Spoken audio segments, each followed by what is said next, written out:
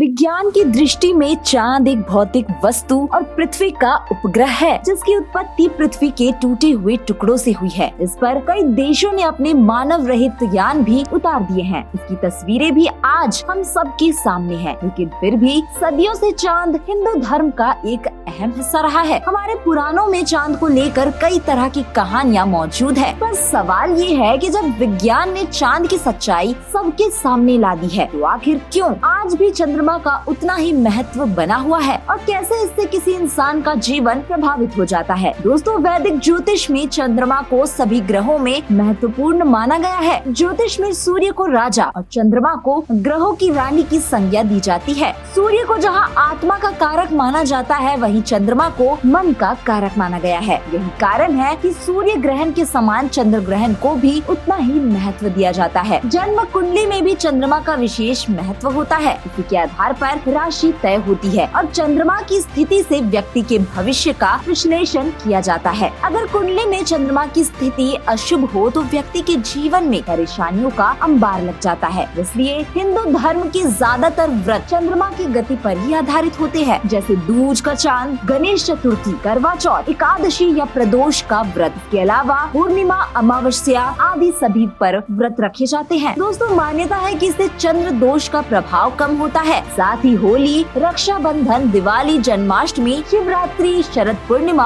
और गुरु पूर्णिमा भी चंद्रमा से जुड़े हुए त्योहार है। पौराणिक कथाओं में चंद्रमा को सोम कहा गया है, जो भगवान शिव के भक्त है। शिव पुराण के अनुसार सोम ने ही सोमनाथ ज्योतिर्लिंग की स्थापना की थी। चंद्रदेव ने ही प्रजापति दक्ष की 27 कन्याओं से विवाह किया। पुराणों के अनुसार चंद्र नामक एक राजा भी थे, जिन्होंने चंद्रवंश की स्थापना की थी। देव और दानवों द्वारा किए गए सागर मंथन से जो रत्न निकले थे, उनमें से एक चंद्र भी थे, जिन्हें शंकर जी ने अपने सिर पर धारण किया था। इसके अलावा हिंदू धर्म में यमलोक और पितृलोक की स्थिति पास पास बताई गई है। चंद्रलोक में ही पितृलोक का स्थान है। हमारे धर्म शास्त्रों के अनुसार पितरों का निवास स्थान चंद्रमा का ऊर्ध्व भाग है। आत्माएं यहीं पर मृत्यु के बाद 1 से लेकर 100 साल तक की आयु तक पुनर्जन्म के बीच की स्थिति में रहती है। यही उनके कर्मों का न्याय होता है। वैदिक ज्योतिष अनुसार चंद्रमा पोषण, संवेदनशीलता और भावनात्मक गुणों से जुड़ा है। किसी व्यक्ति की कुंडली में चंद्रमा की स्थिति से ही उसके भावनात्मक जरूरतों, ताकत और कमजोरियों का पता चलता है। अगर जन्म की तिथि शुक्ल पक्ष की 5वीं तिथि से कृष्ण पक्ष की चतुर्थी तिथि के बीच हो तो चंद्रमा शुभ फलदायी होता है। वहीं अगर जन्म रात्रि में हुआ हो और चंद्रमा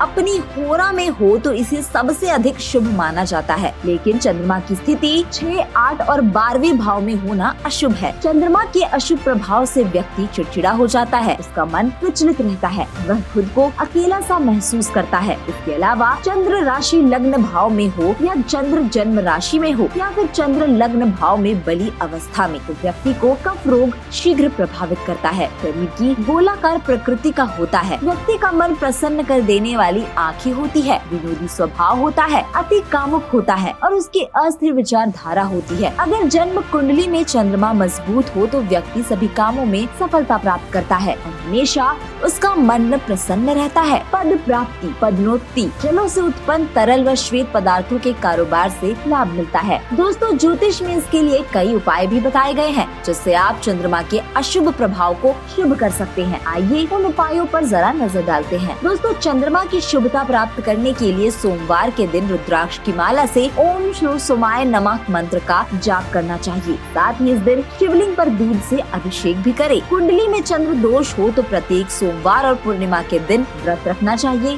साथ ही चंद्रमा का दर्शन पूजन करना चाहिए। सफेद वस्त्र, सफेद फूल, सफेद चंदन, चावल, दूध, चांदी, मोती, मिश्री आदि चंद्रमा से संबंधित चीजों का दान करने से भी चंद्रमा की शुभता प्राप्त होती है। कुंडली में चंद्रमा का प्रतिकूल प्रभाव हो तो ज्योतिष की सलाह से कनिष्ठिका अंगुली में चांदी की अंगूठी में मोती रत्न धारण करें। दोस्तों, इस वीडियो में फिलहाल इतना ही। मिलते हैं अगले वीडियो में ऐसी ही रोचक जानकारी के साथ।